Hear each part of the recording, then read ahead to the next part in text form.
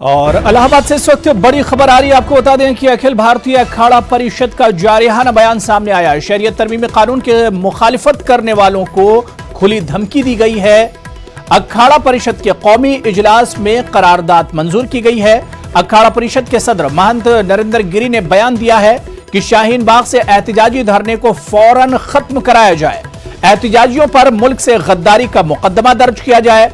एहतिजाज खत्म न होने की सूरत में रास्त कार्रवाई हो। साधु संत शाहीन बाग के खिलाफ सीधी कार्रवाई कर सकते हैं। साधु संत एहतिजाज खत्म कराने के लिए आगे आए। अखाड़ा परिषद पूरी तरह से हुकूमत के साथ है। इस वक्त की बड़ी खबर हम आपको बता दें, इलाहाबाद से बड़ी खबर है, जहां शरीयत तरमीमी कानून के मामले में अखाड़ा परिषद हुकूमत के साथ है। उसने एक बड़ा ही जारिहाना बयान दिया है और बाकायदा शहरियत तरमीमी कानून के खिलाफ लगातार हो रहे एहतिजाज पर करारदाद भी मंजूर की गई है।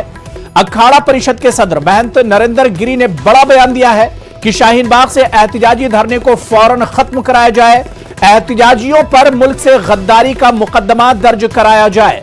एहतिजाज खत्म न होने की सूरत में रास्त कार्रवाई की जाए। साधु संत शाहीन बाग के खिलाफ सीधी कार्रवाई कर सकते हैं। तो अखाड़ा परिषद की जलसे में यह बयानबाजी हुई है, जिसमें बाकायदा करारदाद मंजूर की गई है और इस करारदाद में साफ तौर से कहा है कि शाहीन बाग एहतिजाज को जल्द से जल्द खत्म कराया जाए। शरीयत कानून के मुखालिफत करने वालों को खुली धमकी दी गई है।